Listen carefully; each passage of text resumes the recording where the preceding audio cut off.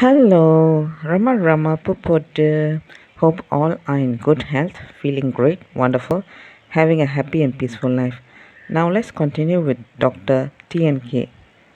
From then on, visiting the ashram became a regular routine.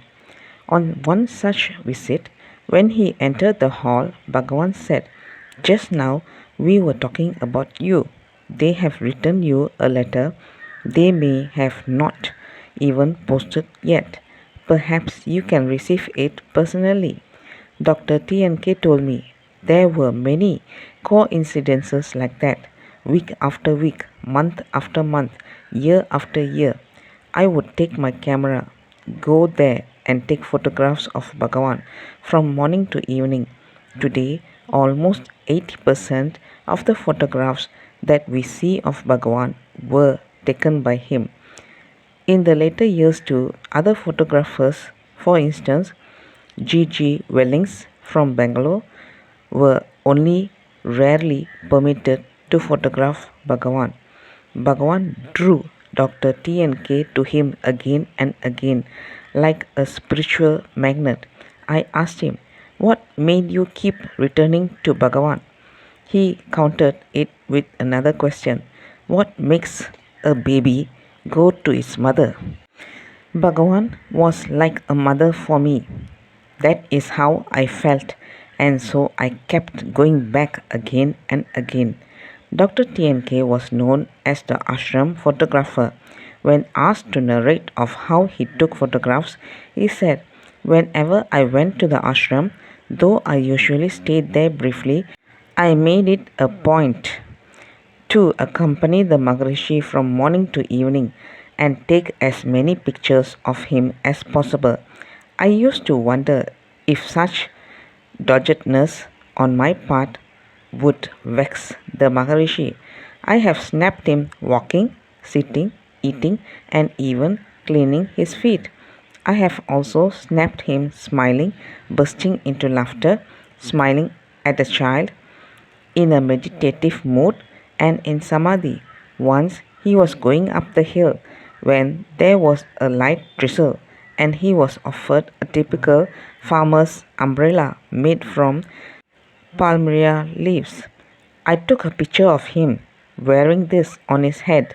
I also took another picture of him using an ordinary umbrella. As I began to take that picture, the Maharishi looked at me with a very broad smile. Every photograph had a story behind it, and not many of them had been recorded. So every time I met Dr. TNK, I pestered him for more such stories. Once the ashram was bringing out a book titled The Maharishi with 117 illustrations. By then, the ashram had plenty of Bhagavan's pictures taken by Dr. TNK, but they did not have a single proper photo of the hill. So, Niranjananda Swami requested him to take a good picture of the hill for the book. For Dr. TNK, Bhagavan was father, mother, guru, God, everything. He approached Bhagavan and appealed, "They have asked me to take a photograph of the hill. What should I do?" Bhagavan replied, "Before the railway tracks from south reach Thiruvannamalai, there is a railway bridge. From there, if you look at Arunachala, the top of Arunachala and the temple's main tower falls in a straight line. That view is especially striking. Take that." Recounting the incident, Dr. TNK posed me a question, which he himself answered. "Ganesan, how do you think Bhagavan knew that? Put yourself in Bhagavan's position. Only once had he travelled that way by train, as a 16-year-old boy running away from home in ecstatic search of his father, and yet just a glimpse of the hill and the temple's main tower from that bridge got so deeply imprinted in his heart that he could bring it out vividly and immediately years later. A sage's every moment, word, and gesture has great significance because for a sage, everything is in the now. Dr. TNK is an important link in the history of Ramana Maharishi. Whenever I went to Chennai, I used to go to his house, prostrate to him, and pester him. Tell me more about Bhagavan.